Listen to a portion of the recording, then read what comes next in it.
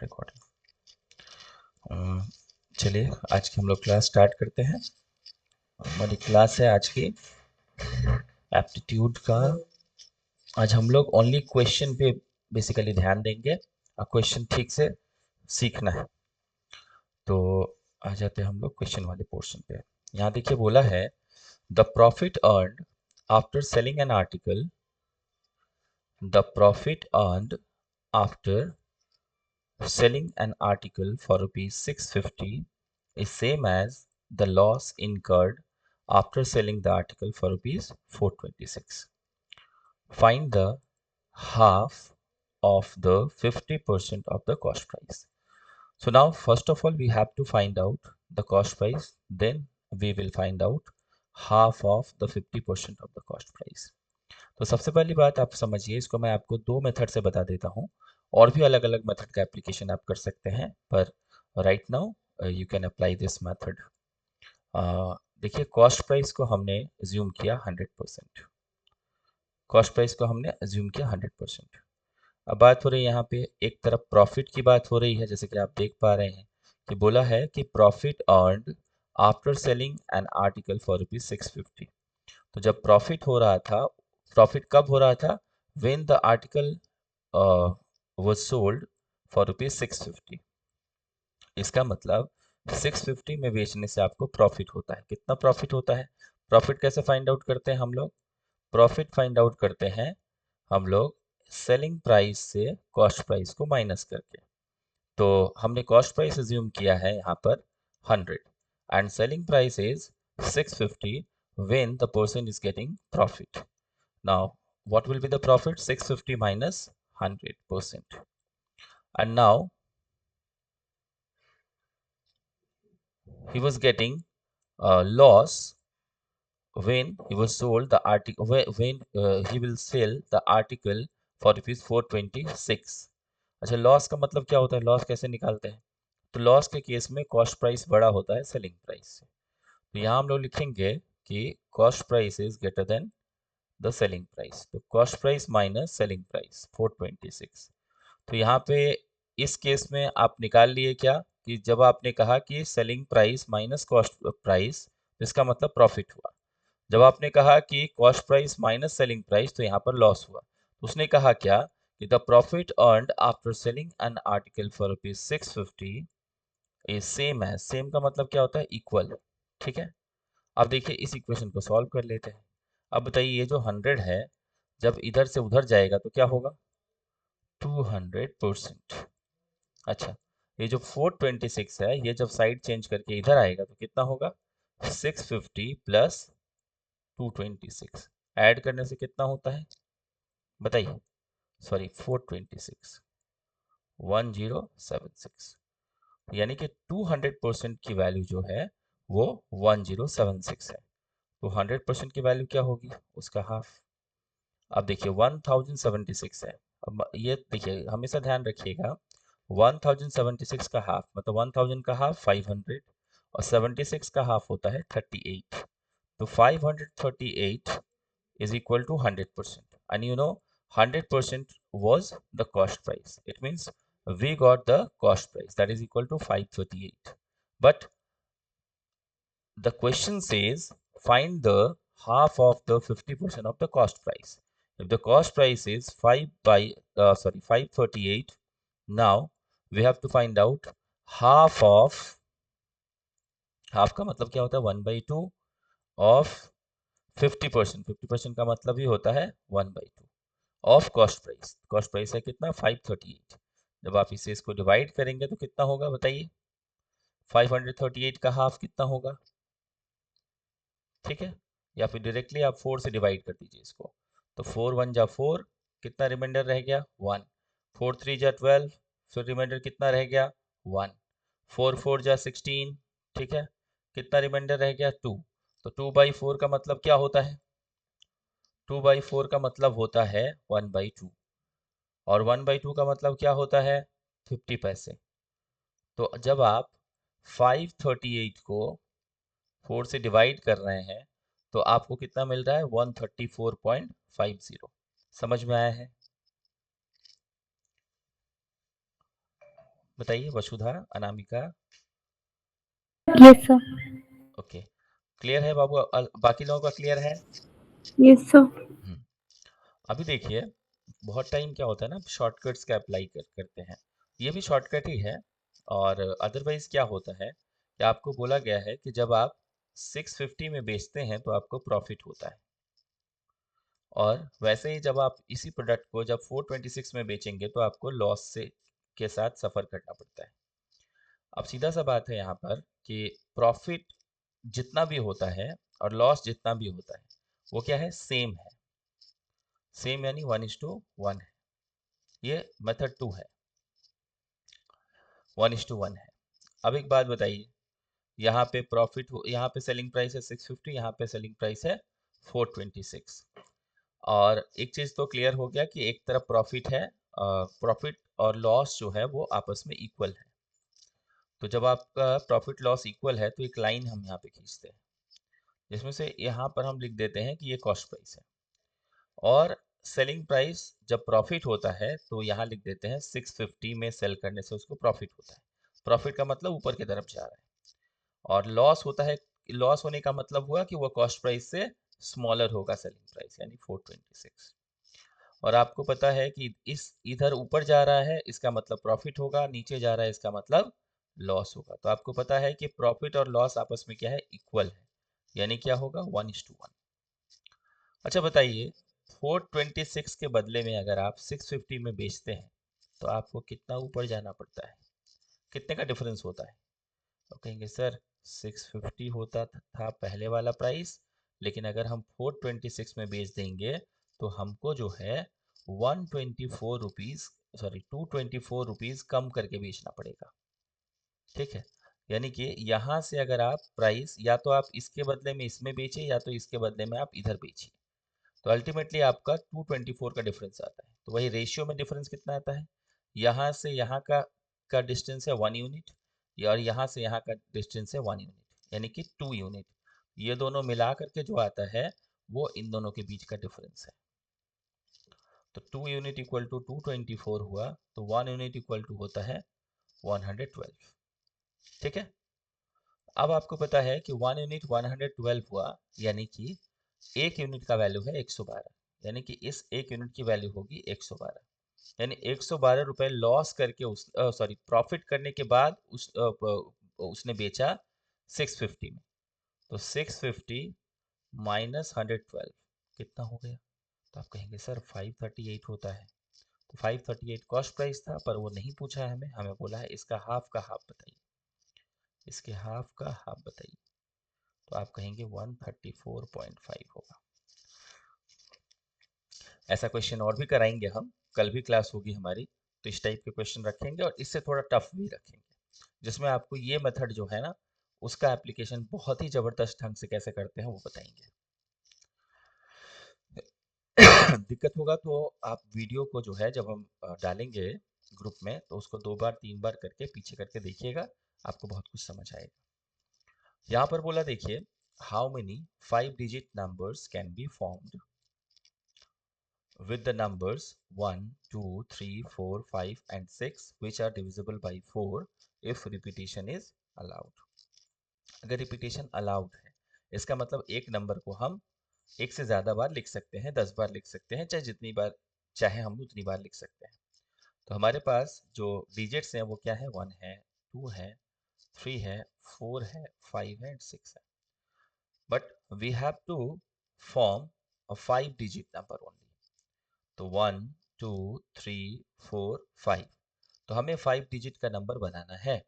तो ये क्या है, इन हाउ मेनी डिफरेंट वेज, तो ये क्या है, ये है हमारा परमुटेशन। क्या है ये, परमुटेशन का प्रॉब्लम है। अब बहुत सारा नंबर बन सकता है, 5 डिजिट का तो बहुत सारा नंबर बन सकता है। ठीक है, तो 5 डिजिट का बहुत सारा नंबर बन सकता है, पर अभी क्या होगा, अभी होगा कि देखिए क्वेश्चन में बोला है कि 1, 2, 3, 4, 5, 6 के हेल्प से आप 5 डिजिट का नंबर तो बनाइए, बट एक कंडीशन है, which are divisible by 4 if repetition is allowed, यानी कि वो डिविजिबल बाई 4 होना चाहिए। पता है आपको, डिविजिबल बाई 4 एक कंडीशनल प्रॉब्लम है। तो क्या कंडीशनल प्रॉब्लम है, कोई नंबर 4 से डिवाइड होगा ये हम लोग कैसे जान पाते हैं? उसके लास्ट के 2 डिजिट को देख करके। इफ और when the last two digits are divisible by 4। ठीक है, कैसे जानेंगे? कोई नंबर, कोई बड़े से बड़ा नंबर हो, चाहे आइदर वो 100 डिजिट का हो, 1000 डिजिट का हो, जितना भी बड़ा हो, how can we understand that the number will be divisible by 4? हम उसके when the last two digit will be divisible by 4, then the greatest or smallest number will be divisible by 4। तो आप बताइए यहाँ पर, बाकी हम लोग बाद में अप्लाई करेंगे, पहले यहाँ ध्यान देते हैं। लास्ट का 2 डिजिट डिवाइड होना है। अगर हम सपोज कीजिए यहाँ पर 1 रखते हैं, और अब 4 से डिवाइड होने के लिए ना ही केवल यूनिट प्लेस पे इवन नंबर होना चाहिए, यूनिट प्लेस पे क्या होना चाहिए? इवन नंबर होना चाहिए। ऑड नंबर तो ले ही नहीं सकते। वो भी क्या? वो भी इवन नंबर कौन सा लेंगे? ऐसा इवन नंबर लेंगे जिसके साथ जब हम 10 प्लेस का कॉम्बिनेशन करें तो वो 4 से डिविजिबल हो। यानी कि अगर हमने यहाँ 1 लिया तो 1 के साथ हम 2 ले सकते हैं, बिकॉज 12 इज डिविजिबल बाई 4। 1 के साथ हम 4 ले सकते हैं क्या? बताइए, is 14 divisible by 4? No, sir. No. So we can not take 4 with 1। Can we take 6 with it? Yes, 16 is divisible by 4। और कोई एक्स्ट्रा कुछ इवन नंबर नहीं बचा, क्योंकि बिकॉज हमारे पास इवन नंबर 2 4 6 है, तो 2 4 6 छोड़ करके और कोई एप्लीकेबल है ही नहीं हमारे लिए। ठीक है, अच्छा नेक्स्ट। उसके बाद अगर हम 2 की बात करें तो बताइए, 2 के साथ अगर रिपीटेशन अलाउड है तो हम 2 के साथ 2 ले सकते हैं? बताइए, No, sir. हम लोग 2 के साथ 2 लेंगे तो क्या होगा? 4 से डिवाइड नहीं होगा, तो क्या 2 के साथ 4 ले सकते हैं? Yes, sir. हाँ। 2 के साथ 6 ले सकते हैं? नो। No, sir. चलिए 3 के साथ बताइए, 3 के साथ क्या हम लोग 2 ले सकते हैं?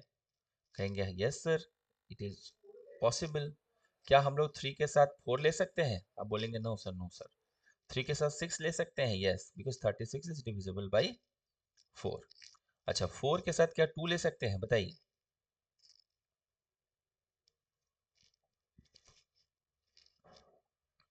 क्या हम लोग 4 के साथ 2 ले सकते हैं? No, sir. नहीं ले सकते हैं। ठीक है, 4 के साथ 4 ले सकते हैं?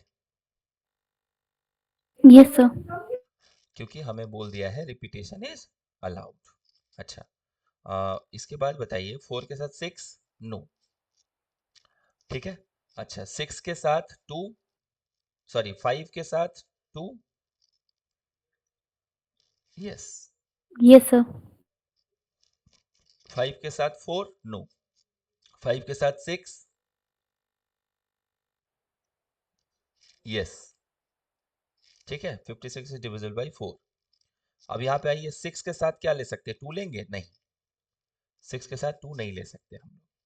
अच्छा, ये बताइए, 6 के साथ 4 ले सकते हैं? 64? Yes, sir. यस, ले सकते हैं। ठीक है, और कुछ ऐसा नंबर जो ले सकते हैं? नहीं। कितना काउंटिंग हुआ देखिए, 1 2 3 4 5 6 7 8 एंड 9। ठीक है,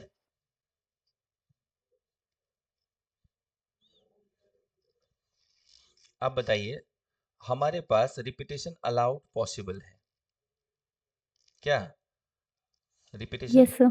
अगर हम अलाउ अलाउ कर सकते हैं, तो अब बताइए, फर्स्ट वाले प्लेस के लिए हमारे पास कितने ऑल्टरनेटिव हैं यूज करने के लिए नंबर? क्योंकि रेस्ट्रिक्शन नहीं है, आपके पास रिपीटेशन अलाउड, आपका रिपीटेशन अलाउड है, तो फिर 6 डिजिट्स हैं तो हम यहाँ पर 6 यूज कर सकते हैं। जिन डिजिट का हम लोग यहाँ पे यूज करेंगे हम दोबारा यूज कर सकते हैं, बिकॉज रिपीटेशन इज अलाउड, तो so again it will be 6, ये भी होगा 6। ठीक है, अभी क्या हो गया कि यहाँ पर हमारा आंसर होगा कि यहाँ पर 6 वेज है, यहाँ पर 6 वेज है, यहाँ पर 6 वेज है, और यहाँ पर टोटल 9 वेज है। इसलिए आंसर हो जाएगा 216 इंटू 9, जो कि इस ऑप्शन में आपको नहीं मिलेगा। मिलेगा देखिए तो, या मिल सकता है? इस ऑप्शन में आपको नहीं मिलेगा। क्यों नहीं मिलेगा, उसका रीजन हम आपको बता देते हैं। इस ऑप्शन में मिलता अगर रिपीटेशन इज नॉट अलाउड बोलता। इसने कहा है रिपीटेशन इज अलाउड, ठीक है। रिपीटेशन इज नॉट अलाउड में क्या होता कि ये जो आप ये देख रहे हैं ना, ये आप अप्लाई नहीं कर सकते थे। कर पाते क्या? If repetition is not allowed, then can we apply can we use 4 at 2 consecutive places? No, sir. No. तो अब क्या हो गया, रिपीटेशन अलाउड होने के कारण हम यहाँ पर 4 और 4 भी अप्लाई कर सकते थे, इसीलिए 9 हो गया। इसलिए इससे आंसर मैच नहीं कर रहा है। रिपीटेशन इज नॉट अलाउड रहेगा तो आंसर ये वाला हो जाएगा। तब क्या होगा, तब ये 44 वाला जो पोर्शन है वो अप्लाई नहीं होगा। तब कितना केस होगा, 8 केस होगा। तब फिर हो जाएगा 216 इंटू 8। बात समझ में आ रही? तब 16 इज द 128, कैरी हुआ 1, 8 2 जा 16 प्लस 1 17, ठीक है। तो यहाँ पे क्या होगा, हम लिख देते हैं रिपीटेशन रिपीटेशन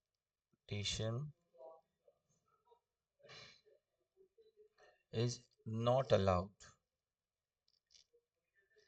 उस केस में क्या होगा, 216 into 8 ways only. In this case 44 can not be taken ना। अच्छा, उसके बाद वाला बताइए। नेक्स्ट में जब हम लोग लिखते हैं 17 रिपीटेशन इज अलाउड, इसमें क्या करेंगे, 216 इंटू 9 कर लेंगे, है ना। क्लियर है?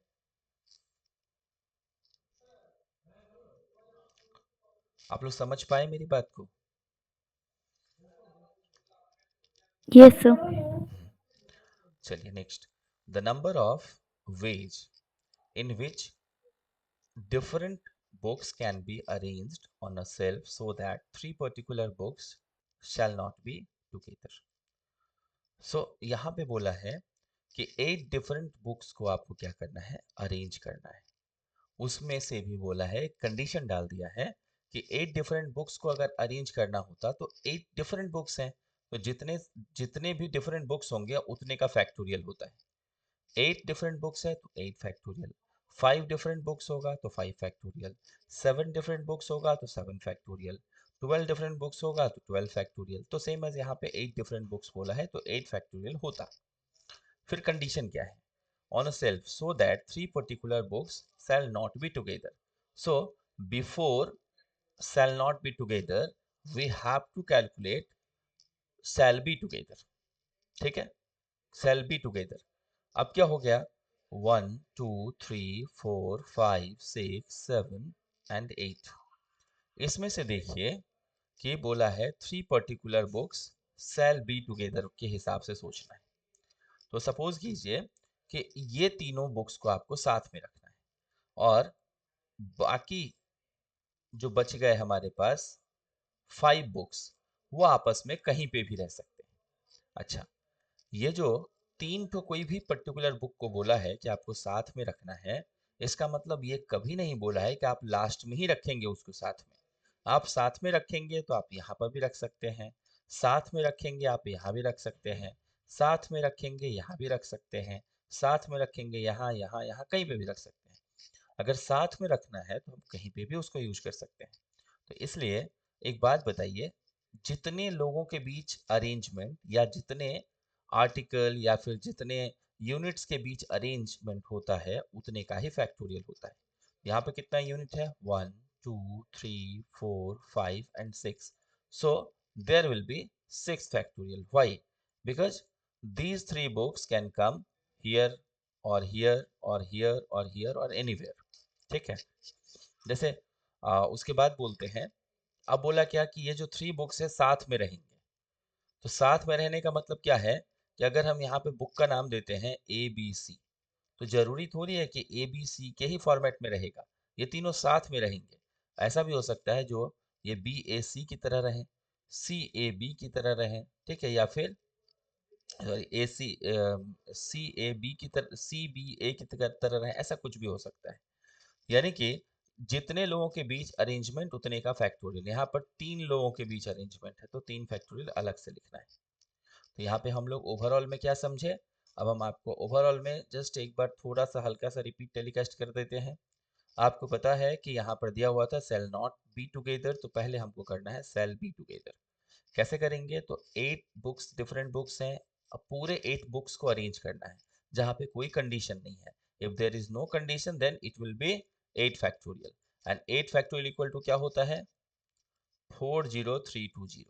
याद होना चाहिए आपको कि 6 फैक्टोरियल की वैल्यू होती है 720, 7 फैक्टोरियल की वैल्यू होती है 5040, 8 फैक्टोरियल की वैल्यू होती है, इंटू 8 कर देंगे इसी में तो आ जाएगा 40320। तो 8 फैक्टोरियल की वैल्यू आ गई। और दूसरी है कि आपको साथ में रखना है, तो 1 2 3 4 5 6 7 8, जिसमें से कोई भी 3 को आपको साथ रखना है। तो कितने लोगों के बीच अरेंजमेंट, 1 2 3 4 5, एंड जिनको साथ में रखना है, जितनों को साथ में रखना है उसको मिला करके 1 यूनिट एज्यूम करना है। तो कितना हो गया, 6। तो 6 फैक्टोरियल इस इनके अरेंजमेंट के लिए, और पर्टिकुलर बुक्स के अरेंजमेंट के लिए 3 फैक्टोरियल। तो 6 फैक्टोरियल का वैल्यू होता है 720 और 3 फैक्टोरियल का वैल्यू होता है 6। तो मल्टीप्लाई करेंगे तो 0 6 2 12 एंड 42 प्लस 1 43। आपको क्या करना है यहाँ पर कि आप यहाँ पर समझ गए कि ये हुआ टोटल अरेंजमेंट। याद रखिएगा, शैल नॉट बी टुगेदर जब रहेगा तब क्या करेंगे, टोटल माइनस कम टुगेदर। इसका मतलब यह हुआ कि 8 बुक्स को अरेंज करने के लिए कुल कितनी पॉसिबिलिटीज हैं, कुल कितने ऑप्शंस हैं, तो आप कहेंगे 40,320 ऑप्शंस हैं। उसमें से 4,320 टाइम्स ऐसा होगा जब 3 पर्टिकुलर बुक्स साथ में ही अरेंज हो पाएंगे। तो बाकी जितने भी रिमेनिंग रह गए उसमें यह पॉसिबिलिटी होगा कि उसमें सारे बुक्स साथ में नहीं आएंगे, पर्टिकुलर बुक्स। बाबू समझ में आया है, एकदम सीरियस बताइएगा।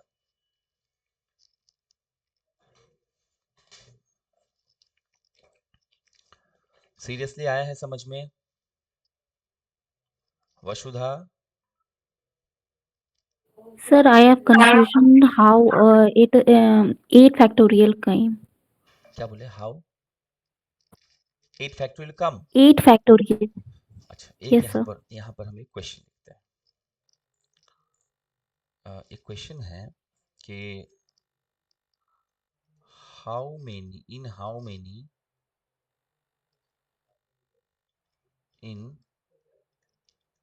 हाउ मेनी डिफरेंट वेज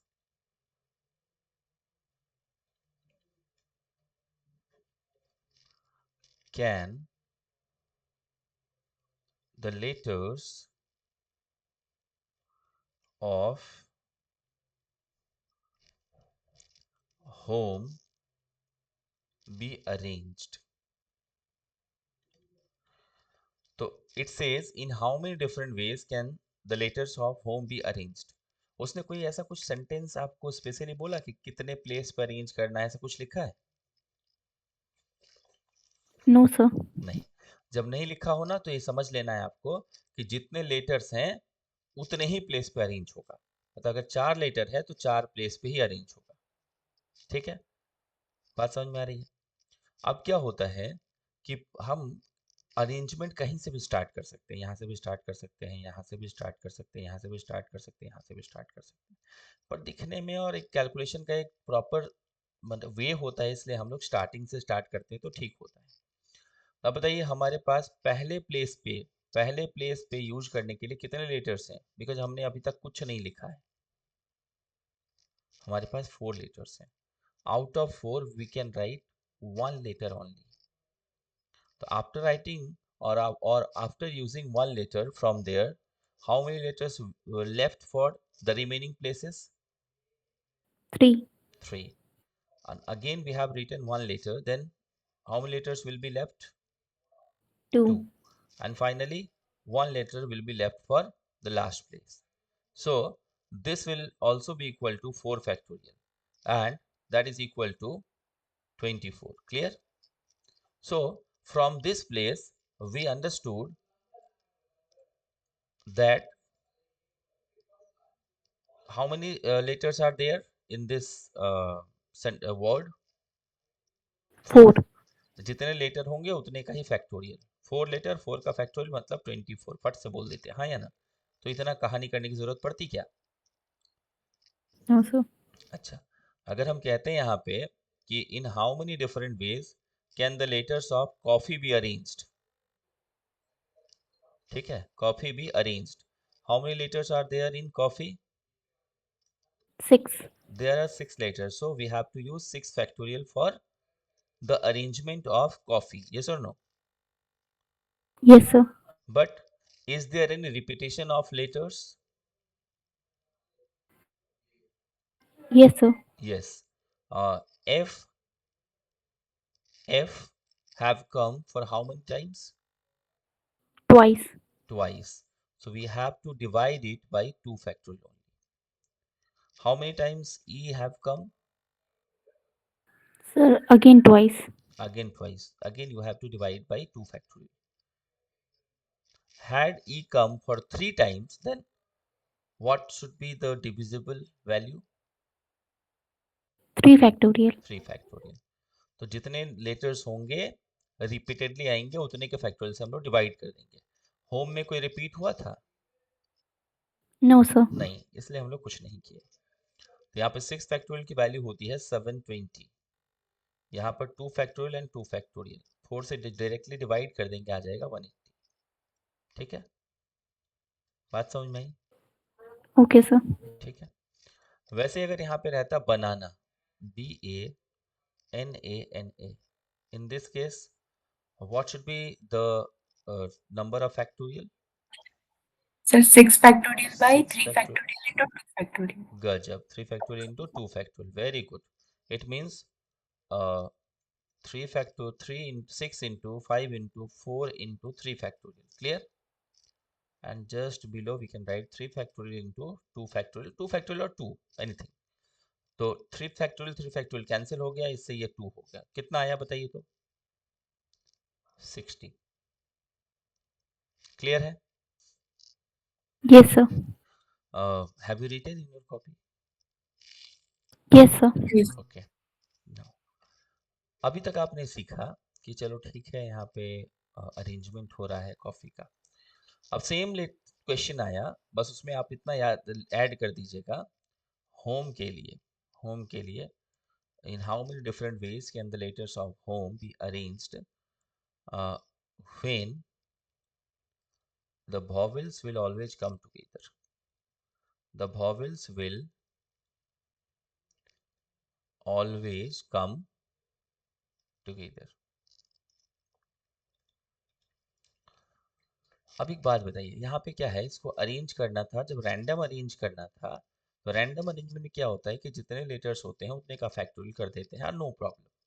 अगर रिपीटेशन आता है, रिपीटेशन ऑफ लेटर्स अगर रहता है तो हम उतने के फैक्टोरियल से उसको डिवाइड करते हैं. अगर नहीं रहता है तो डिवाइड नहीं करना पड़ता है. ठीक है. तो यहाँ पे एक बात बताइए. अच्छा, कई बार आपने सुना होगा कि आपने दोस्तों के साथ प्लान बनाया, चलो मेला घूम के आते हैं. क्या प्लान बनाया? चलो मेला घूम के आता मेला है. घूम के आते हैं.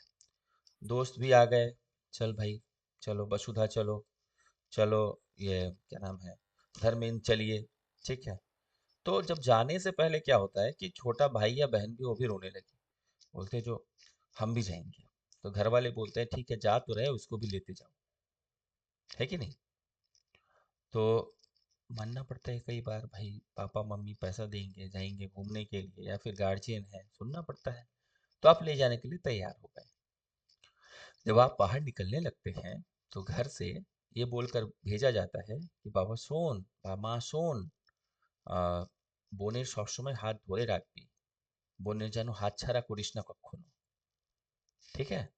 पापा भी बोल देते हैं, मम्मी भी बोल देती हैं कि बहन या भाई की का हाथ पकड़े रहना, उसका हाथ बिल्कुल मत छोड़ना। ठीक है, इसका मतलब ये हुआ कि अगर 4 दोस्त हैं, उसमें से एक परिवार के लोग क्या कौन कौन है, ओ और ई। ठीक है, HMOE, मतलब कि ओ और ई को हमेशा साथ रहना है, हाँ या ना। तो जिसको साथ रहना होता है, जितने जितने लोगों को साथ रहना रहता है, उन सभी को मिला करके हम 1 यूनिट एज्यूम करते हैं उसको। बात समझ में आई? 2 लोग हैं, 2 लोगों को साथ रहना है तो दोनों को मिलाकर 1 यूनिट। 3 लोगों को साथ रहना होता तो तीनों को मिलाकर 1 यूनिट। 5 लोगों को साथ रहना होता तो पांचों को मिलाकर के 1 यूनिट। ठीक है, तो ये 1 यूनिट, ये 1 यूनिट, ये 1 यूनिट। तो बताइए कितने लोग हो गए यहाँ पर, 3 हुए या नहीं हुए? Yes, sir. तो 3 फैक्टोरियल। और बताइए, पापा या मम्मी ने ये कहा था कि भाई के सब समय सोंगे राखबी, भाई को हमेशा साथ रखना। ठीक है, हाथ मत छोड़ना, ये नहीं बोला था हमेशा पीछे ही रखना। क्यों, ओ ही नहीं हो सकता क्या? हो सकता है। इसलिए ये लोग आपस में तो अरेंज कर ही सकते हैं, आपस में आगे पीछे आ ही सकते हैं। ठीक है, तो कितने लोग हैं, 2 लोग हैं, तो इसलिए 2 फैक्टोरियल। तो 3 फैक्टोरियल के लिए 6, और 2 फैक्टोरियल के लिए 2, कितना हो गया, 6 2 जा 12। तो ये हो गया वॉवेल्स कम टुगेदर, ये हो गया vowels come together. If they will ask vowels never come together, never come together, अगर वॉवेल कभी भी आपस में पास ना आए तो total arrangement minus come together. Total arrangement में से साथ में आने वाले केसेस को घटा देने के बाद बच जाता है साथ में नहीं आने वाले केसेस। होम का टोटल जैसा कि आपको पता होगा 24 था, और कम टुगेदर आया है देखिए 12। तो 24 माइनस 12 इज इक्वल टू 12। बात क्लियर है मेरी? Yes, sir. ओके, इसको इरेज करें कि लिख लिए या फिर थोड़ा रुक जाए?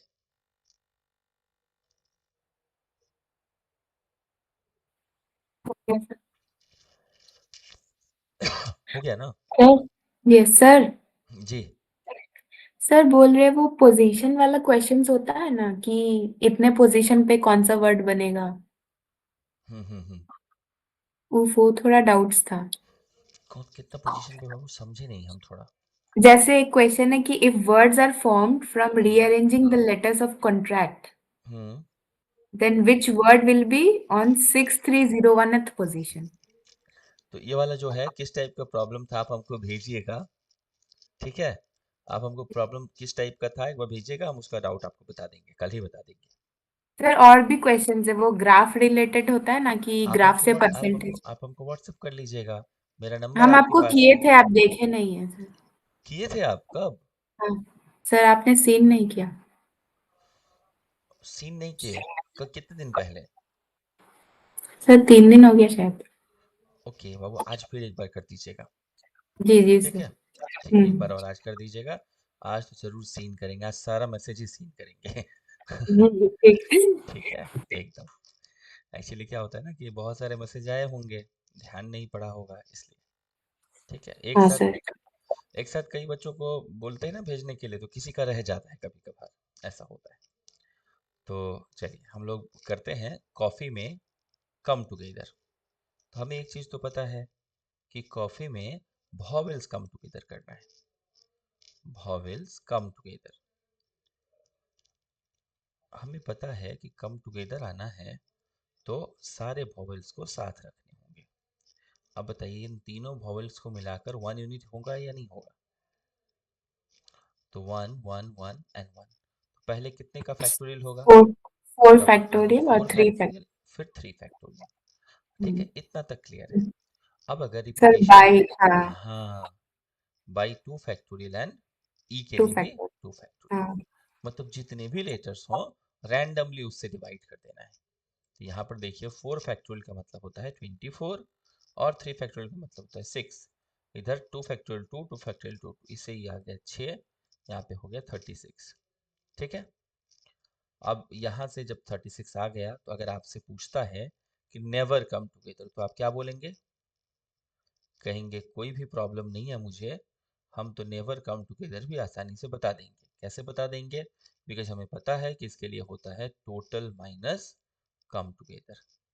टोटल कॉफ़ी का टोटल था 180 और कम टुगेदर है 36, तो नेवर कम टुगेदर होगा 144। क्लियर है बाबू? जी सर। तो इस हिसाब से अब आप बताइए मुझे कि अपने लोग जो ये क्वेश्चन किए थे, अभी थोड़ा सा एक बार रीड कर लीजिए ऊपर से क्वेश्चन को। रीड करके हमें बताइए कि क्या आपको अब समझ में आ रहा है जो मैंने आपको भी समझाया, खास करके उनका जिनका ये क्वेरी था।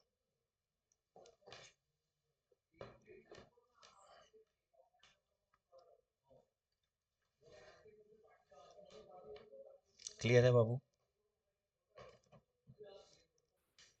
सर इसका आंसर वो डी बोले थे ना?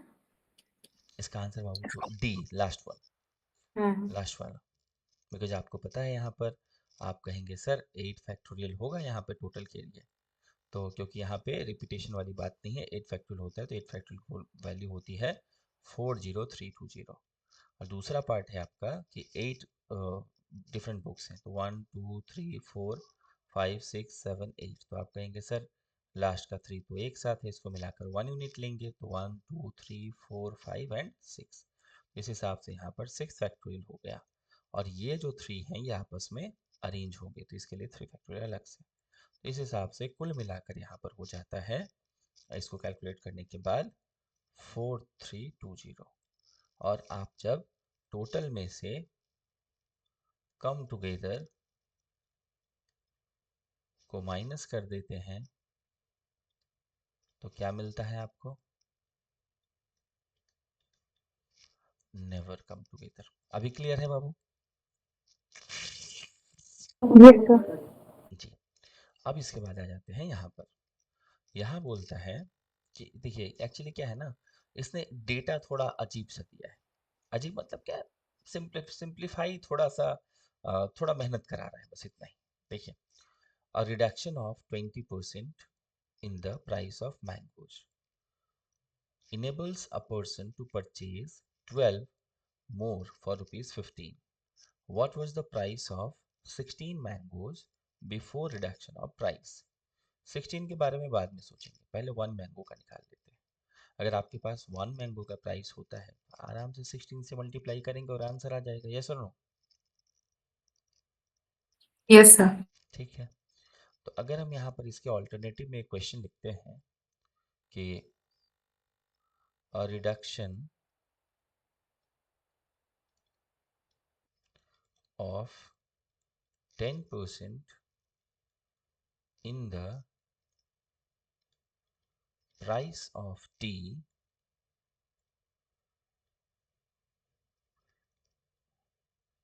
enables a person enables a person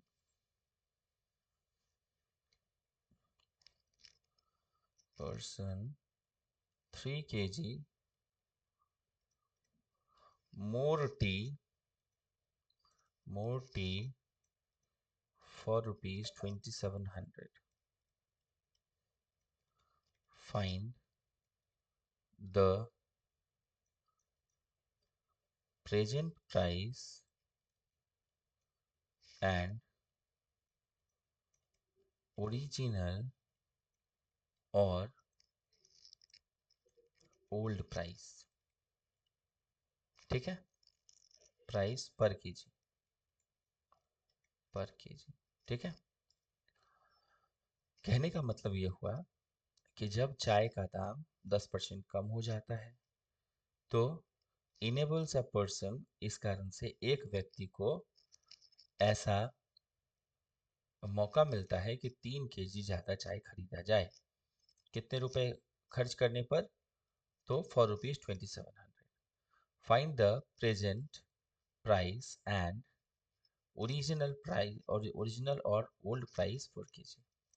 अच्छा एक बात बताइए, अगर हम कहते हैं धर्मेंद्र के बारे में, धर्मेंद्र 2700 रुपये लेकर के दुकान में जाते हैं। ठीक है, क्या खरीदने जाते हैं धर्मेंद्र? धर्मेंद्र सुन पा रहे हैं? हाँ सर। क्या खरीदने जाते हैं आप? सर सामान चाय खरीदने। चाय खरीदने जाते हैं या कोई हाँ सामान खरीदने जाते हैं? जी सर। अच्छा, 10% अगर घट जाता है तो आप हम्म, जो 2700 लेके गए थे, आप हम्म, दुकानदार को दे दिए, वो क्या करेगा? 10% वापस देगा ना। तो 2700 का 10% कितना होता है? 2.7। 2700 का 10% अच्छा 27 का 27। 1 अच्छा है ना। सर 270। अब क्या हुआ कि 270, तो अब जैसे ही 270 दुकानदार हमें देने लगा तो हम लोग बोले एक काम कीजिए ना भैया, क्यों रिटर्न दे रहे हैं, इसके बदले में हमको सामान ही दे दीजिए, चाय ही दे दीजिए जितना हो पाए। उसने कैलकुलेट करके देखा तो इस दाम पर 3 kg चाय पॉसिबल है। कितना? 3 kg चाय पॉसिबल है खरीदना, है ना। तो यानी कि उसने न्यू रेट के हिसाब से, न्यू रेट, दाम अगर आपका घट गया तो जो घटा हुआ दाम है, ठीक है, जो डिक्रीज्ड प्राइस है वही आपका प्रेजेंट प्राइस होगा। यानी 270 रुपए में अगर आप 3 kg खरीद पाते हैं एक्स्ट्रा, तो 1 kg का दाम कितना होगा जल्दी बताइए? 90 रुपए सर। 90 रुपया। 90 रुपया बताइए बाबू, ये जो 200 आप जो ये जो 3 kg एक्स्ट्रा खरीद पाए हैं, वो नए रेट के कारण या पुराने रेट के कारण? सर नया रेट था, 10% रिड्यूस हुआ। एकदम। अगर 10% रिड्यूस नहीं होता तो हम लोग 3 किलो ज्यादा नहीं खरीद पाते, है ना। और हम्म, 270 रुपया के बदले में 270 रुपया जो है, न्यू रेट के हिसाब से 270 रुपया में आपको 3 kg सामान मिला है ना। तो 1 किलो का दाम हो गया 90 रुपया। ठीक है, तो अगर हमसे पूछा जाता है कि what is the present rate पर केजी, तो हम बोलेंगे 90 रुपया। ठीक है, आपको पता होना चाहिए कि ओरिजिनल रेट हमेशा 100% होता है। कितना परसेंट होता है ओरिजिनल? हमेशा 100 होता है। और अगर 10% अगर डिक्रीज हो जाए तो न्यू प्राइस कितना होगा? ओरिजिनल कॉस्ट प्राइस हमेशा 100 होता है, हाँ हाँ अगर 90। 90 हो जाएगा। अब हम्म, आप बताइए, आपको पता है कि ये ओरिजिनल प्राइस है और ये वाला जो है आपका वो न्यू प्राइस है, हाँ या ना। तो यही 90% इक्वल टू 90 है, तो 100% इक्वल टू 100। 100 हो गया आंसर। समझ में आया? जी सर। ठीक है, तो ये एक मेथड हुआ। दूसरा मेथड ये होता है कि जब दाम 10% आपका क्या हो गया? रिड्यूस हो गया। क्या हुआ? जब प्राइस कितना परसेंट रिड्यूस हुआ? 10%। 10%।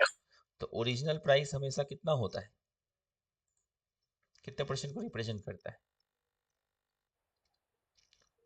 100% को रिप्रेजेंट करता है। और 10 प्राइस, पी फॉर प्राइस, और ओरिजिनल पी फॉर प्राइस, तो ओरिजिनल प्राइस 100 था, तो रिड्यूस प्राइस कितना होगा? 10% घट के 90। हाँ। तो प्राइस पहले 10 यूनिट था, अभी 9 यूनिट हो गया। तो ध्यान रखिएगा, क्वांटिटी ना ठीक इसका उल्टा होता है हमेशा। तो इसको बस उल्टा कर दीजिए, 9:10 हो गया, वाइस वर्सा। तो प्राइस जब आपका 900 से, सॉरी 10 से 9 हो गया, तो आपका क्वांटिटी कितना ज्यादा खाएंगे आप? 9 से 10 खाएंगे। क्लियर? पहले 9 kg खाते थे, अभी 10 किलो खाने लगेंगे। तो हमारे रेशियो के हिसाब से आया कि आप 1 यूनिट एक्स्ट्रा खाएंगे, हाँ या ना। जब आप पहले वाले प्राइस के हिसाब से, जब प्राइस 10 था तब आप 9 kg प्रोडक्ट खाते थे। जब प्राइस 9 हो गया तो आप 10 kg खाते हैं। तो कितना इंक्रीज हुआ? 1 यूनिट। तो हमारे कैलकुलेशन के हिसाब से 1 यूनिट, और क्वेश्चन में बोला है कि 3 kg, तो 1 unit is equivalent to 3 kg। Clear? जी सर। तो 1 यूनिट 3 किलो है, ठीक है। हम्म, तो 9 यूनिट क्या हो गया? 27। 27।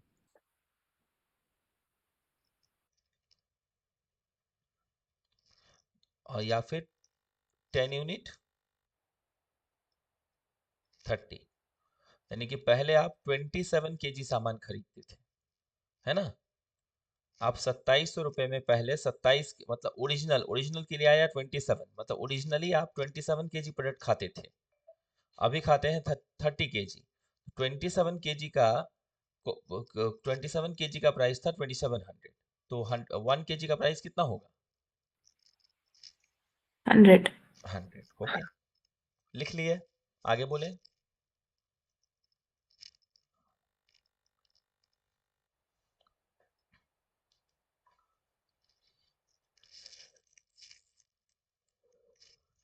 मिटा दे बाबू।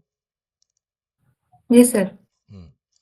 अभी देखिए, अगर हम लोग अभी वाला जो रूल अप्लाई किए उसके हिसाब से हम कहेंगे कि पहले ओरिजिनल प्राइस था 20, न्यू प्राइस होगा 80, हाँ या ना?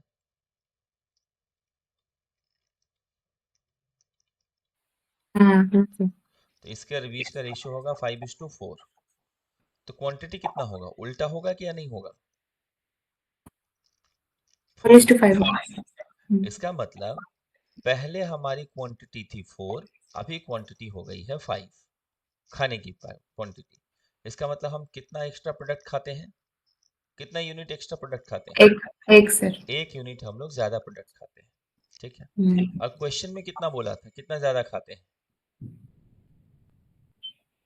12 मोर। और हम कहते हैं 1 मोर। तो हमारा कैलकुलेशन कहता है 1 और क्वेश्चन कहता है 12, यानी कि 1 इज इक्विवेलेंट टू 12, है ना? हम्म, तो 4 इज जी सर। Equivalent to 48। 48। इसका मतलब ये पता चला आपको, तो बिफोर रिडक्शन मतलब आपको ओरिजिनल वाला ही प्राइस चाहिए।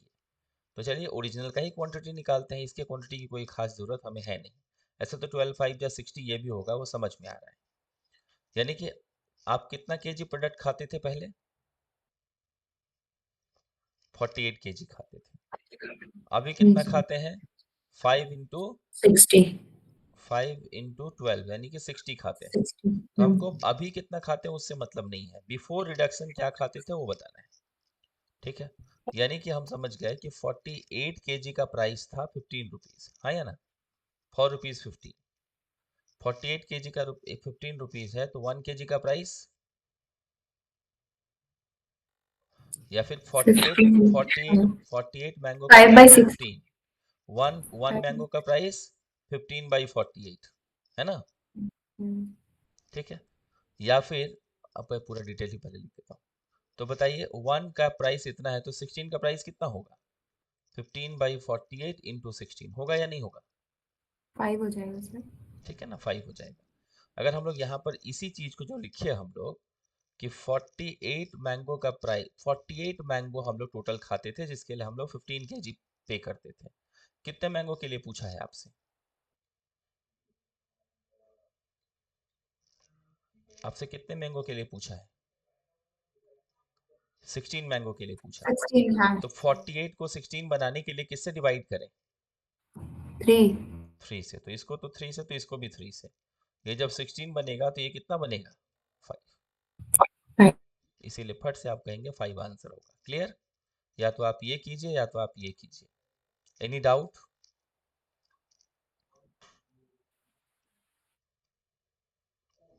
नोट कर लिए बाबू?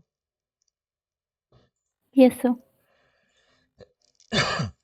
अभी देखिए अपना वो वाला, आपको पता है कि टोटल आप खर्च करते हैं 15 रुपीज और 20% दाम रिड्यूस हो जाता है।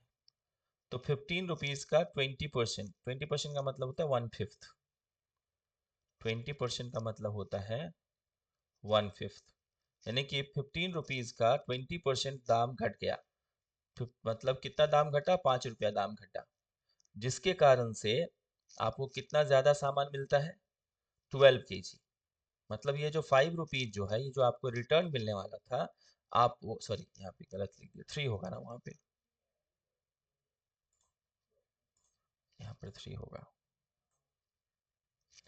जो 3 केजी आपको रिटर्न मिलने वाला था, आपने रिटर्न नहीं लिया, उसके बदले में आपने 12 मैंगो ले लिया। तो वहां तो बताइए कि इससे इसको काटने पर 4 मैंगो का प्राइस कितना हो गया? 4 मैंगो का प्राइस कितना हुआ? ₹1। ठीक है, सर ये समझ नहीं आ रहा है। समझ नहीं आ रहा है, एकदम ठीक बोले। हम कह रहे हैं कि आपने उस शॉपकीपर को कितना दिया, ₹15 15 दिया। रुपए। अब हम्म 20% घट गया, तो भाई इसका 20% तो निकालना पड़ेगा। हम्म, तो आपको पता है कि 20% का मतलब होता है 1/5। क्यों होता है कि 20/100 करेंगे तो छोटा होकर हाँ 1/5 हो जाएगा। हाँ हाँ। तो इसका 1/5 किए तो आया ₹3। ठीक है, और हम्म। हम लोग ₹3 नहीं लिए, हम लोग बोले इसके बदले में मैंगो दे दीजिए। उसने ₹3 का कितना मैंगो एक्स्ट्रा दिया हमें, 12। 12। तो ₹3 में 12 मैंगो मिला आपको, हाँ या ना। हम्म ठीक है, तो ₹1 में कितना मैंगो मिलता, 4। 4 मैंगो मिलता। लेकिन आपको कितने मैंगो का प्राइस चाहिए, 16। तो इसको 16 बनाने के लिए किससे मल्टीप्लाई करें, 4 4। 4 से। जब 4 से मल्टीप्लाई करेंगे तो ये 16 मैंगो के लिए आपको ₹4 दिखेगा। लेकिन ये ₹4 कौन सा प्राइस है, रिड्यूस्ड प्राइस है। कौन सा प्राइस है, रिड्यूस्ड ये प्राइस। जो हमको 12 मोर मिला था किस कारण से, रिड्यूस्ड प्राइस के कारण। ठीक है, हम्म। ओरिजिनल प्राइस हमेशा कितना परसेंट होता है, 100। 100, और 20% रिड्यूस होगा तो न्यू प्राइस कितना होगा, 80। 80। रेशियो लेंगे तो क्या होगा, 5:4। तब बताइए, ये वाला आपका न्यू प्राइस है और ये भी न्यू रिड्यूस प्राइस के कारण 4 यूनिट 4 हुआ तो 5 यूनिट 5 होगा। 5 होगा। तो हो गया हम्म 16 मैंगो का आपका ओरिजिनल प्राइस है ₹5। ठीक है, एक्चुअली क्या है ना कि डेटा जो है वो फ्रैक्शन में आने लगा था ना, इसीलिए आपको ये थोड़ा सा दिक्कत किया, पर यही सबसे ज्यादा इजी है। ठीक है, अब पहले वाला तो समझ में आ ही गया था आपको। आप बोलेंगे सर 20%, 20% का मतलब होता है 1/5, या फिर ऐसा लिख लीजिए, ओरिजिनल 100 था, ये 80 हो गया रेशियो 5:4 प्राइस का। तो क्वांटिटी उल्टा होता है 4:5। तो कितना ज्यादा खाएंगे, 1 मैंगो ज्यादा खाएंगे, लेकिन क्वेश्चन कहता है 12 मैंगो खाएंगे। तो 1 यूनिट 12 है तो 4 यूनिट 48 है। अच्छा, यानी कि हम लोग 48 मैंगो खा लेंगे। तो वो मतलब जो ओरिजिनल प्राइस था उससे हमको 48 मैंगो मिलेगा, मतलब ₹48 में हमें 15 मैंगो मिलता है। सॉरी, 48 मैंगो के लिए हमें को ₹15 खर्च करना पड़ता है। पर वो बोला है 16 मैंगो ही लाना, 16 बनाने के लिए 3 से डिवाइड करना है। तो ये 16 हो गया तो ये 5 हो गया। क्लियर, क्लियर है बाबू। जी सर। हम्म, देखिए, A's 2 days work is equal to B's 3 days work. If A can complete the work in 8 days, then to complete the work B will be। देखिए, दो तरीके से समझाते हैं, पहले समझिए। ए एक दिन में कितना काम करता है दिया हुआ है क्वेश्चन में, देखिए तो दिया है, how much work can be done by A, is it given in this question, no. So we are assuming A can do a unit of work in 1 day and b can work b unit of work in 1 day. So how much work can be done by a in 2 days, in this case एक दिन में a unit तो 2 दिन में 2a, हाँ या ना। जी sir. अच्छा, इज इक्वल टू, मतलब ए का 2 दिन का काम बराबर है बी के 3 दिन के काम से, हाँ या ना। तो यहाँ पर a by B equal to हो जाता है 3/2। क्या क्लियर हो पाई ये बात, ठीक है। इसका मतलब हुआ ए जो है एक दिन में 3 काम करता है, तो बी जो है आपका 2 काम करता है। क्लियर,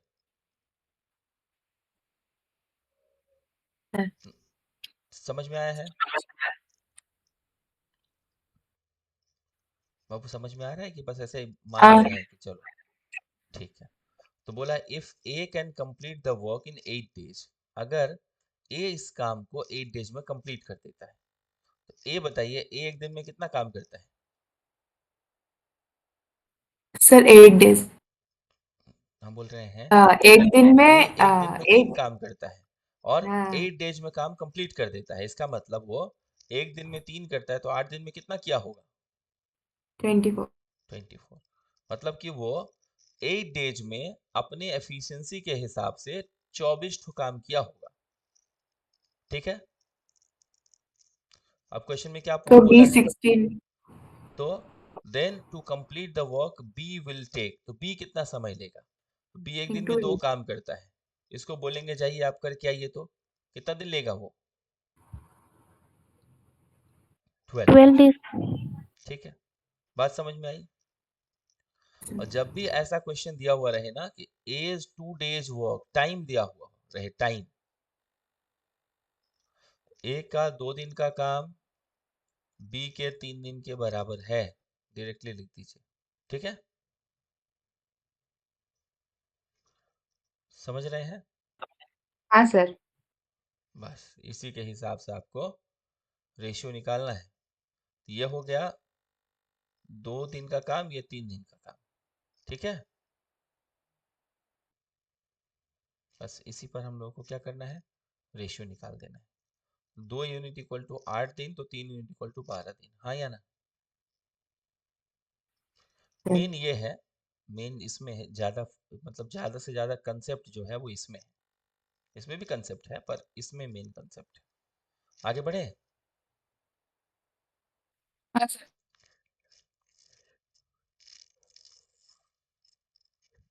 आ गया missing number in the given series.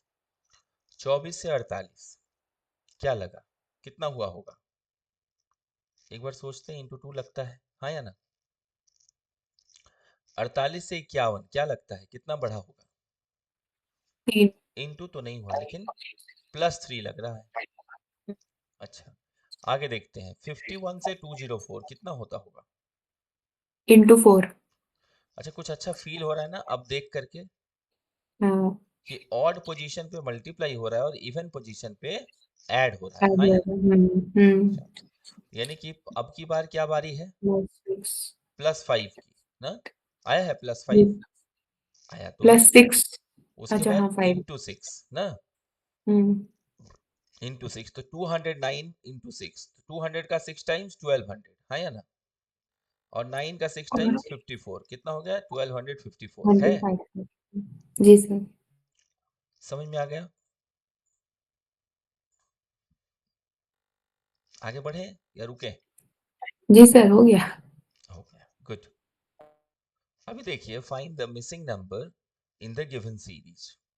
Missing number बताइए, क्या बोला है यहाँ पर, 1 है, 6 है, 25 है, 76 है, डैश है और 154। 1 से 6 होने के लिए अगर बोले तो डिफरेंस की बात करें तो यहाँ पर तो आपको डिफरेंस मिल जाएगा, पहले वाले में 5, दूसरे वाले में 19। अच्छा फील हो रहा है, देखिए तो, क्योंकि सर ठीक तो फील नहीं हो रहा है लेकिन क्या करें, कभी कभी मजबूरी में करना पड़ता है, ठीक है, क्योंकि डर के आगे जीत है। तो 1 से 6 होने के लिए अगर हम कह दें कि इंटू 5 हुआ और +1 हुआ, क्या गलत हो जाएगा, देखिए तो,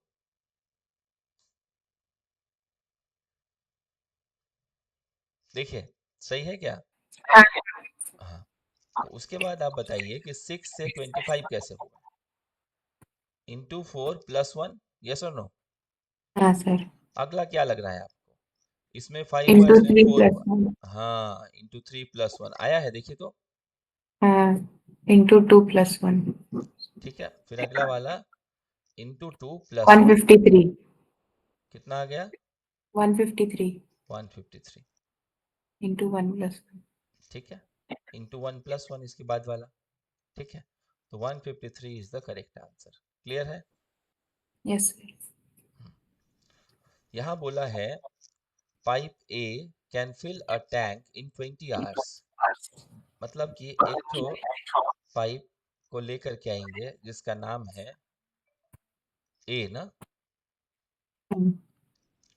जो कि इस पूरे लीकेज को 20 घंटे में भर देगा, ठीक है। लीकेज बोल रहे हैं, एक टैंक को 20 घंटे में भर देगा, 20 आवर्स में। फिर बोला है बट, मतलब तो दुख की बात हुई, but because of a leakage in the tank gets filled in 20 hours, 28 hours. किसी एक कारण से टैंक के नीचे एक लीक हो गया है, जिसके कारण से पानी को भरने में कितना टाइम लग गया, 28 आवर्स लग गया, ठीक है। यानी कि अगर केवल भरने का काम हो रहा होता तो 20 घंटा लगता, लेकिन बताइए भरने के साथ एक ठो आकर के आपको डिस्टर्ब करेगा। आप क्या जितना टाइम आप कोई काम करने में 12 घंटा लेती हैं या लेते हैं, कोई आके आपको डिस्टर्ब करेगा, आपको लगता है 12 घंटा लगेगा?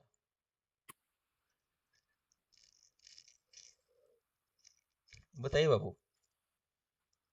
नो सर, ज्यादा ज्यादा लगेगा। लगेगा एकदम। वैसे ही ये अगर अकेले काम कर रहा होता तो 20 घंटा लगता, लेकिन एक डिस्टर्ब करने वाला लीक आ गया, तो उसने डिस्टर्ब किया बोल करके टाइम 20 नहीं लगा, वो 28 घंटा लगा। हाँ या ना?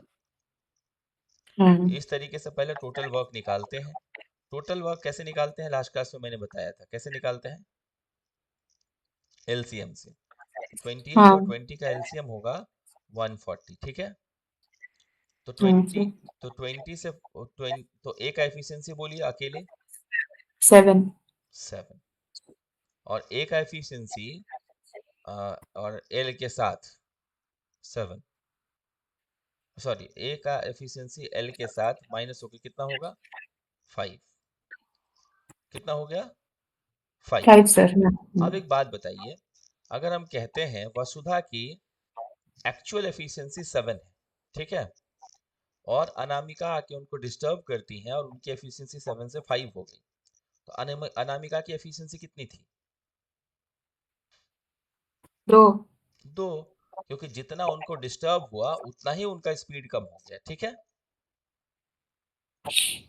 यानी कि 7 से 5 हो गया, तो 2 यूनिट जो है वो लीक का स्पीड है। हाँ या ना? अब पूरा टैंक जब भरा हुआ रहेगा और लीक बोलेगा हम तो पूरा खाली करेंगे, तब आप लीक जो बोलता है 1 घंटे में 2 लीटर खाली करेंगे, तो 140 के लिए कितना समय लेंगे, 70। 70 घंटा। तो 70 आंसर हो जाएगा। समझ में आया? जी सर, नहीं आया? हो गया नहीं? सर। अच्छा, गुड। अब बोलता है, पता है एक बात तो आपको पता ही होगा, एवरेज का बहुत सारा कंडीशन होता है, उसमें से ये भी एक कंडीशन है कि एवरेज जो होता है आपका वो एक मिडिल नंबर होता है कि नहीं होता है? हाँ एवरेज का मतलब क्या होता है, मिडिल नंबर होता है, हाँ मीन जिसको बोलते हैं, ठीक है? हाँ अब बताइए 5, consider the sequence of 5 consecutive integers, 1 2 3 4 5 consecutive integers है। पता है आपको, जब कंसेक्यूटिव इंटीजर है ना, तो एवरेज हमेशा बीच वाला होगा, मतलब ये पांचों का एवरेज ये होगा। हाँ या ना? जी ठीक सर। है। अच्छा, उसके बाद बोला है if the average of first 3, मतलब इन तीनों का एवरेज, इन तीनों का एवरेज ये होगा कि नहीं होगा, बताइए। ठीक है, तो बोला है हाँ the average of first 3 is T, इसका मतलब कि इसकी वैल्यू है टी। हाँ या ना? इसकी वैल्यू है टी, जी। तो बताइए इसके इमीडिएट बाद वाला क्या होगा, t+1 होगा टी कि नहीं प्लस होगा, वन हाँ t+1। और पूरे पांचों का एवरेज कौन सा होगा, यही t+1 होगा। हाँ या ना? क्योंकि हाँ बीच वाला ही होगा, तो आंसर हमारा कौन सा होगा? मेरी बात समझ अच्छा। पाए बाबू आप? हाँ T+1 होगा, ठीक। मजा आया है कि नहीं? ठीक है, मतलब छोटा सा जस्ट हम लोग एक नुस्खा लगाए और समझ में आ गया, इसमें बीच वाला पोर्शन निकालना था बोल करके। क्लियर है? जी सर। नेक्स्ट, फिर यहाँ बोला है the income of A is 150% of income of B. तो बोला ए का कंपैरिजन आपने किससे किया, तो बी से किया, तो जिससे कंपैरिजन होता है वो हमेशा 100 होता है, तो ये 100 हो गए, तो ये महाशय जी बोले मेरा 150 हो गया। और इसके बाद हमने जब यहाँ पर रेशियो निकाला तो हो गया 3:2। ठीक है। अच्छा, फिर बोला है and income of C is 120% of income of A. Now the income of C is 120% of the income of A. So whose income can be 100 in this case? Whose income should be 100 in this case? बताइए बाबू, किसका income 100 होना चाहिए? Sir सी। आप सोच के बताइए, line पढ़िए, यहाँ से पढ़िए। C is 120% of the income of A। तो C का इनकम किससे कंपेयर किया गया है? ओ हाँ, तो 20 100 ए हो जाए। 100 ए हो जाएगा।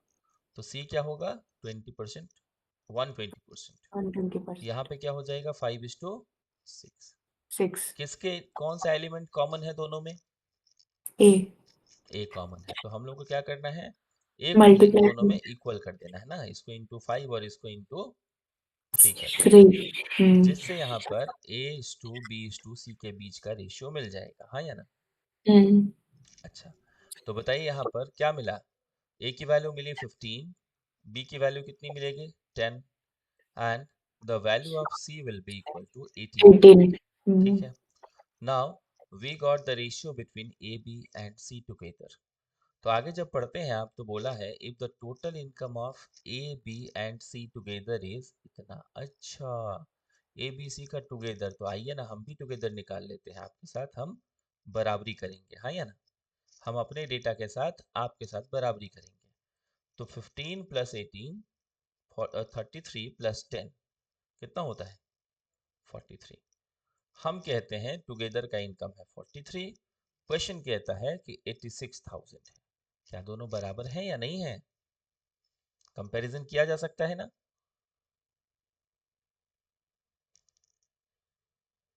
जी सर। हम्म, तो 1 यूनिट की वैल्यू कितनी होगी 2000। जब 1 यूनिट 2000 है, तो ए का इनकम निकालना हो तो 15 इंटू 2000 हो जाएगा, बी का निकालना 30 हो तो इतना इंटू 2000, सी का निकालना हो तो इतना इंटू 2000। तो एक्चुअली में हमारा आंसर होगा कितना इसमें 36,000। 36।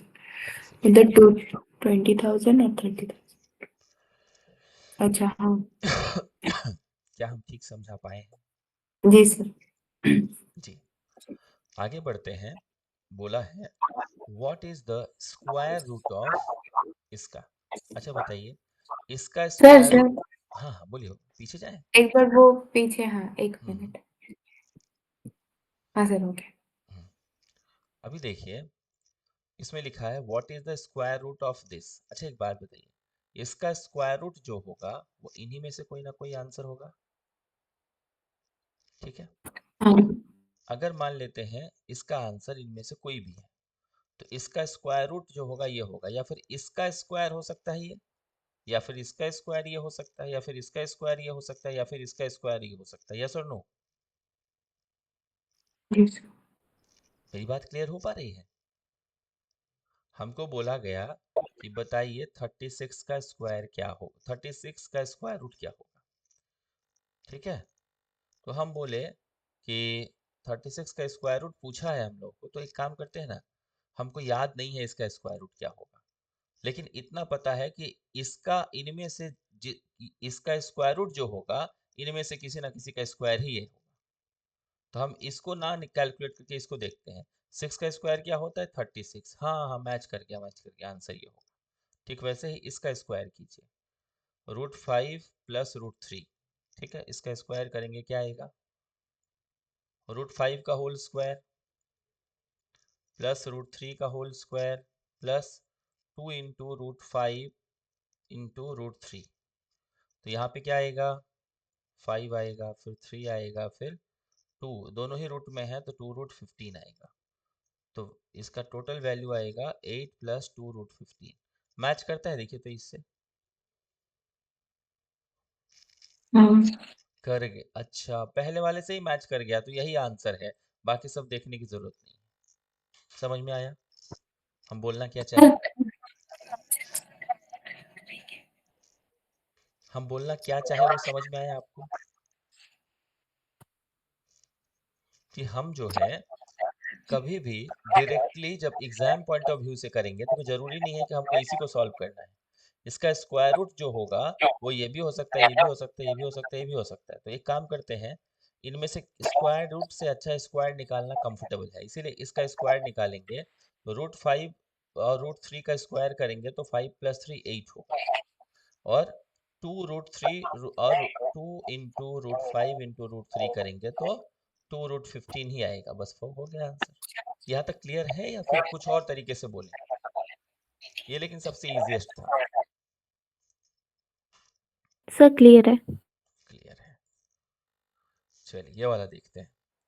जैसा कि आपको पता है कि ये बताइए, अगर हम लिखते हैं a का पावर -1, पावर माइनस का मतलब क्या होता है कि ये डिनोमिनेटर में जाएगा, हाँ या ना? Yes, sir. a का पावर -2, इसका मतलब 1/a² होगा, हाँ या ना? तो वैसे ही 1/ ऐसा है तो क्या होगा, ये भी तो उल्टा हो जाएगा ना, ये उल्टा होकर के नीचे से ऊपर चला जाएगा, तब A अब square. साइन हट जाएगा। मेरी बात समझ पा रहे हैं? 1/-3 का पावर है तो क्या लिखेंगे इसको? ओनली p³ लिखेंगे, लिखेंगे ना? बताइए। हाँ सर, ठीक है। अच्छा, तो देखिए पावर यहाँ भी माइनस में है, पावर यहाँ भी माइनस में है, पावर यहाँ भी माइनस में है ना? सब जगह माइनस। पावर जो है आपका वो तीनों जगह माइनस में है ना? तो हाँ सर। सबसे पहला काम क्या करना चाहिए हम लोग को? इसको उल्टा कर लेना चाहिए, है ना? यानी कि ये दिखेगा 125 टू द पावर 2/3, फिर दिखेगा 625 टू द पावर 3/4, फिर दिखेगा 729 टू द पावर 3/6। ठीक है, अब आप बताइए मुझे 3/6 बोलिए या फिर इसको हम लोग 1/2 बोले, एक ही बात है ना? अच्छा, 125 जो है किसका क्यूब है? 5 का क्यूब है, इंटू 2/3। 625 किसका पावर है? 5 का पावर है, कितना है? 4 है, इंटू 3/4। प्लस 729 किसका पावर है? आपका 9 का वो क्यूब है। ठीक है, 9 का क्या है? क्यों? क्यूब है। ठीक है, अच्छा, इंटू 1/2। तो ये दोनों कट गया तो यहाँ पे आया, देखिए 5 का स्क्वायर मतलब 5 का स्क्वायर मतलब 25, ये दोनों कट गया, 5 का क्यूब मतलब 125। यहाँ थोड़ा ध्यान देंगे, देखिए यहाँ पे 3/2 आ रहा है, लेकिन अगर उससे भी थोड़ा ध्यान देंगे तो 9 का मतलब होता है 3 का 3 स्क्वायर, स्क्वायर। है हाँ, ना? तो 3 का स्क्वायर इंटू 3 और इंटू 1/2, अब ऐसा आ गया ना? 27। हाँ, हाँ, 27। तो इन दोनों को ऐड करने से कितना हो गया? 150, और प्लस 27 करेंगे तो कितना आएगा? 197। 177। समझ आया? Yes sir. अब यहाँ पे करते हैं, बोला है 7 years later, 7 साल बाद। तो 7 साल बाद क्या होगा भाई, एक बार देख लेते हैं। बोला है 7 years later from now, अभी से 7 साल के बाद, A will be, A का A होगा be as old as, ठीक है, A will be as old as B was 4 years ago। इसका मतलब ये समझ में आया कि B जो B का एज जो 4 साल पहले था, उतना ही एज A का 7 साल के बाद होगा अभी से, हाँ या ना? ठीक है, तो यहाँ पर हम लोग A लिख लेते हैं और B लिख लेते हैं। तो ना A का एज पता है ना B का एज पता है, एक काम करते हैं, A का एज मान लेते हैं X। ठीक है, A का एज हमने क्या मान लिया? X। देखिए एज का ही एक ऐसा प्रॉब्लम है जहां पर आपको X को थोड़ा साथ लेके चलना पड़ता है, क्यों? क्योंकि कभी कभी ना एज आगे पीछे होने लगता है तो दिक्कत होता है। ये X। अच्छा बताइए, ए का हम जान गए कि the present age of A is X। अच्छा, what will be the age of A after 7 years? X plus 7. X plus 7, this is the age of A after 7 years, which will be after 7 years। अच्छा, बोला क्या है कि A का as जो 7 साल के बाद होगा वो इतना है ना? और 7 साल के बाद जो एज होगा वो एज B का 4 साल पहले था, हाँ या ना? मतलब उसका प्रेजेंट एज क्या होगा कि x plus 7 का मतलब हुआ B का 4 साल पहले का as, the age which was 4 years ago। To find out the present age, हमको क्या करना है? 4 ऐड कर देना है। मेरी बात समझ पाए?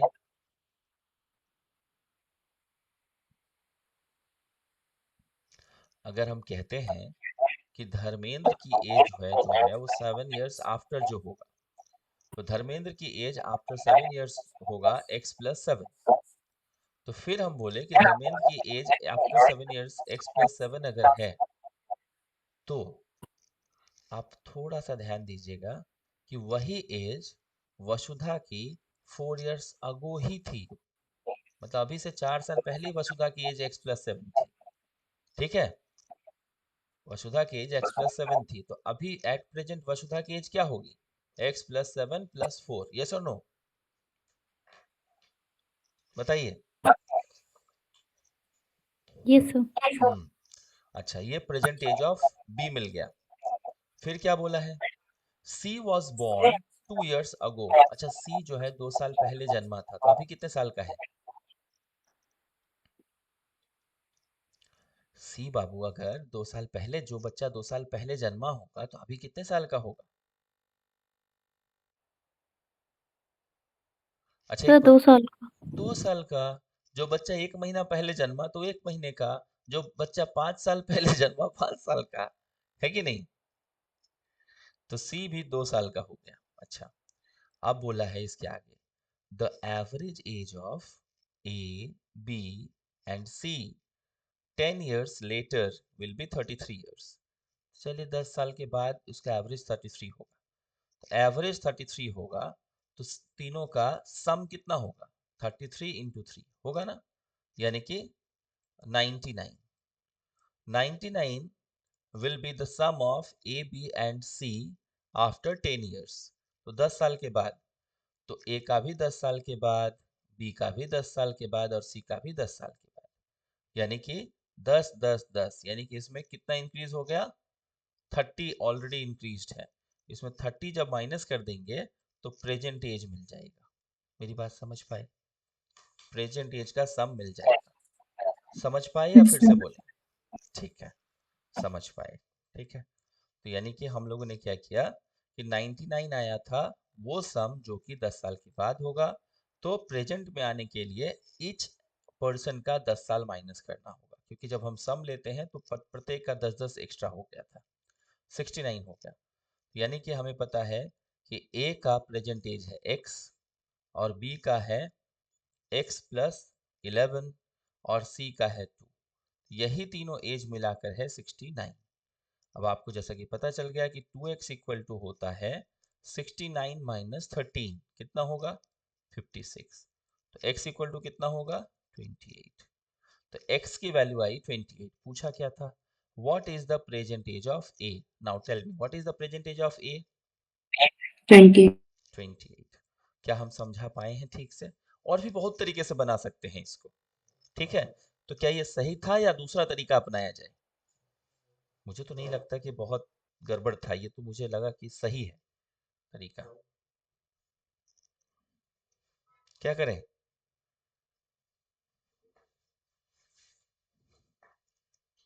ठीक है, वो चलें आगे। समझ में आया है? हाँ सर। ठीक है, तो अच्छा, यहाँ पे बोला है 3 children took part in racing competition their school in their school with their respective probabilities to reach the finishing point being 1/3, 1/5 and 1/4 respectively। What is the probability that at least one of them will finish the race? कम से कम एक लोग जो है finish कर सके race को। देखिए, at least का मतलब होता है कम से कम, कम से कम एक लोग। मतलब ऐसा नहीं होना चाहिए कि कोई रेस फिनिश ही ना कर पाए, तो कोई एक तो कम से कम फिनिश कर दे। ठीक है, तो यानी एटलीस्ट वन का मतलब होता है एक भी कर सकता है, दो भी कर सकता है, तीन भी कर सकता है। ठीक है, जैसे हम लोग क्या बोलते हैं, मान लीजिए कि घर पे आपके बड़े भाई या छोटे भाई या पापा कोई भी 2-4 ठो पेन खरीद के लाए। ठीक है, वो पेन देना नहीं चाहते। ठीक है, नहीं देना चाह रहे हैं, कोई काम का होगा, फिर भी हम लोग क्या बोलते हैं? अरे एटलीस्ट एक तो दे दीजिए। इसका मतलब क्या होता है? कम से कम एक ठो तो दे दीजिए, लेकिन इच्छा है कि आप 2-3 भी दे देंगे तो भी हम रख लेंगे। हाँ या ना? ठीक वैसे ही यहाँ पर बोला गया है कि एटलीस्ट जो है एक लोग रेस पर पहुंच जाएं। तो इतना माथा ना मार के, जब भी एटलीस्ट 1 दिया हुआ रहे, तो फिलहाल देखिए प्रोबेबिलिटी तो उतना बड़ा चैप्टर पढ़ा ही नहीं है, इसलिए कुछ शॉर्ट टेक्निक से ध्यान रखिएगा। जब भी बोले एटलीस्ट 1, उसमें क्या करना पड़ता है, 1 का मतलब होता है total probability minus none. None मतलब क्या, नो प्रोबेबिलिटी, मतलब 0 प्रोबेबिलिटी, पहुंचने की प्रोबेबिलिटी नहीं होगी जो। अब कहेंगे नहीं होगी कैसे, हमें पता है कि अगर कहेंगे हम लोग पहला पर्सन, फर्स्ट पर्सन के पहुंचने की प्रोबेबिलिटी क्या है, 1 आउट ऑफ 3, नहीं पहुंचने की प्रोबेबिलिटी क्या है, 2 आउट ऑफ 3, हाँ या ना। दूसरे वाले पर्सन की प्रोबेबिलिटी है पहुंचने की 1 आउट ऑफ 5, नहीं पहुंचने की, मतलब एक ही पहुंचने की प्रोबेबिलिटी एक ही है 5 में से, यानी कि नहीं पहुंचने की प्रोबेबिलिटी क्या है, 4 5 में से।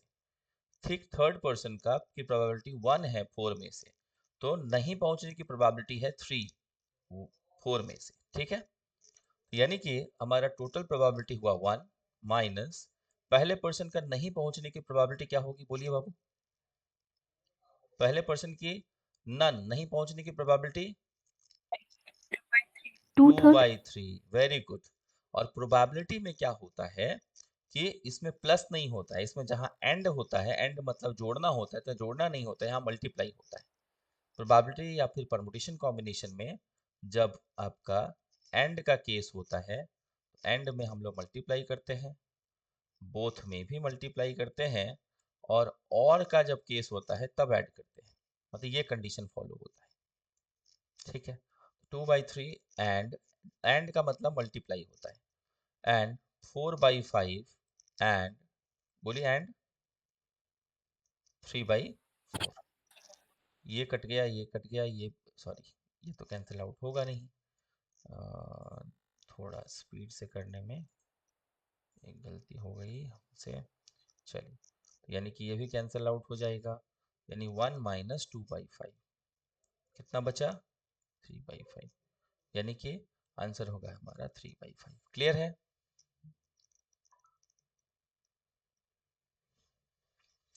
सबका क्लियर है, नेक्स्ट ओके।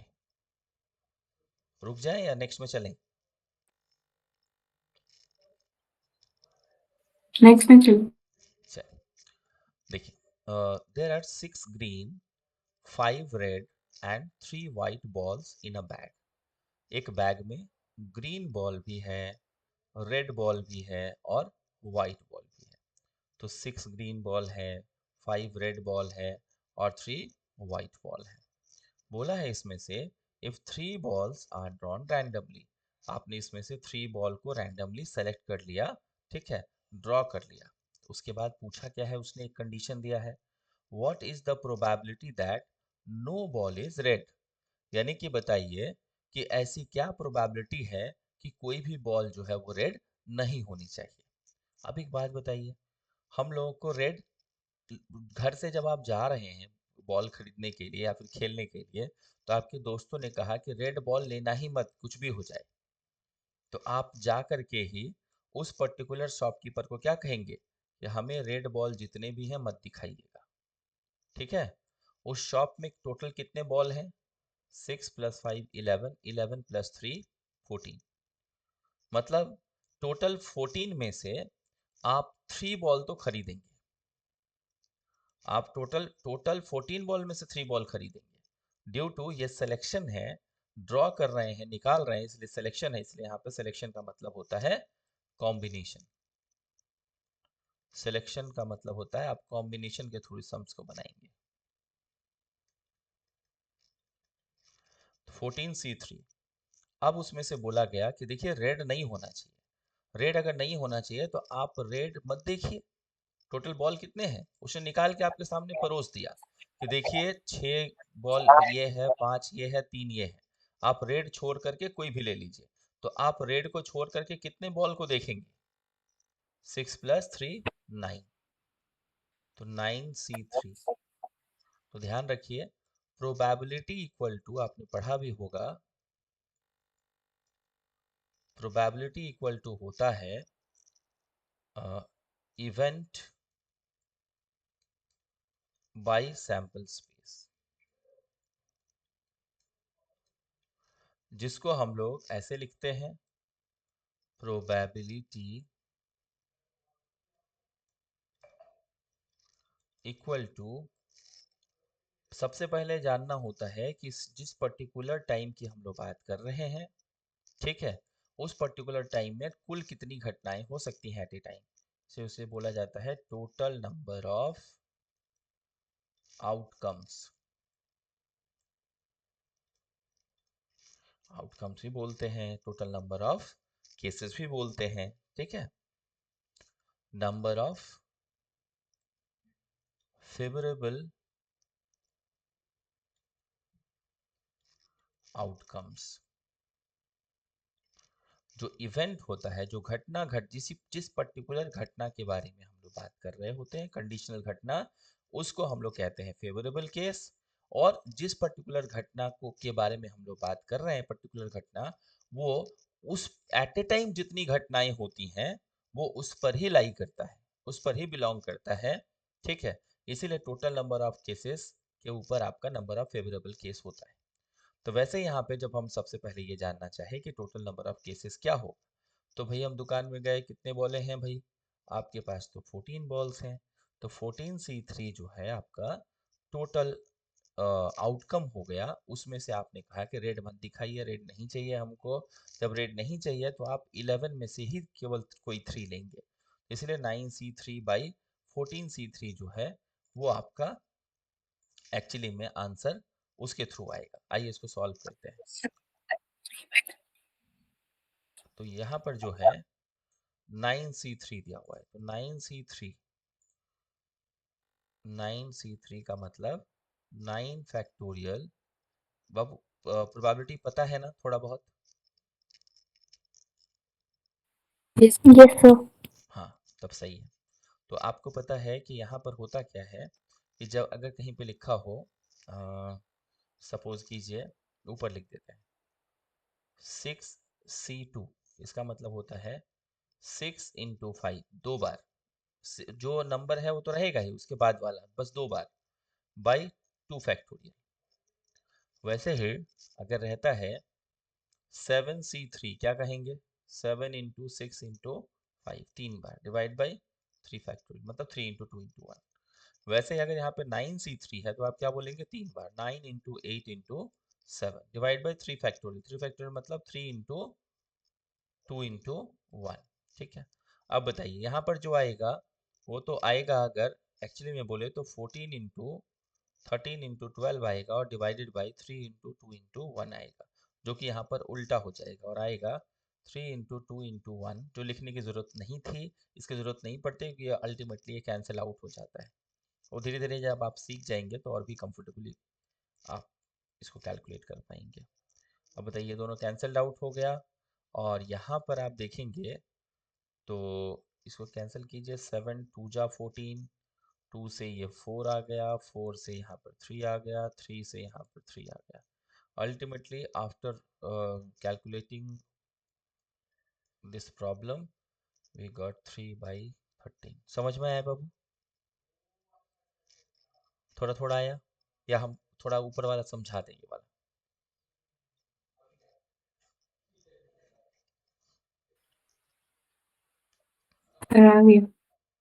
आ गया ना, वेरी गुड, बहुत बढ़िया। अच्छा, यहाँ देखिए बोला है the tremors of earthquake were felt at intervals of 15 seconds। मतलब हर 15 सेकंड के बाद ना अर्थक्वेक का एक छोटा सा झटका लगता रहता है, ठीक है। तो बोला है the first trimmer was felt at 8, 59, 57 seconds, है ना, 8 hours 57 59 minutes and 57 seconds, and the last tremor was felt at 10, 45 and 12 seconds। How many times were the tremors felt? तो इसका अर्थ बताइए कितनी बार ट्रिमर फेल्ट किया गया। सबसे पहले तो ये जाने कि टोटल कितने ड्यूरेशन तक ये काम हुआ। तो बोलेंगे आप कि सर 10:45 और 12 सेकंड में ये लास्ट जो है फेल्ट किया गया। और फर्स्ट टाइम फिल किया गया था 8:59 एंड 57 सेकेंड्स में। तो यहाँ से हमको टोटल टाइम निकालना है, इसको माइनस करना है इसमें से। कैसे करेंगे हम लोग? इधर से माइनस स्टार्ट होता है, क्या किया जाए? अच्छा बताइए, 12 में से 57 माइनस होगा? बताइए, प्लीज कंफर्म कीजिए। नहीं होगा। तो नहीं होगा तो कैरी लेना पड़ेगा, ये उसको कैरी देगा, पता है ये मिनट है, और जब ये कैरी देगा ना उधर तो वो सेकंड हो जाएगा। तो अगर आप इससे आप 1 कैरी लेंगे, जो 1 मिनट उधर कैरी होकर के 60 सेकंड बना देगा उधर जाके। बात समझ में आई?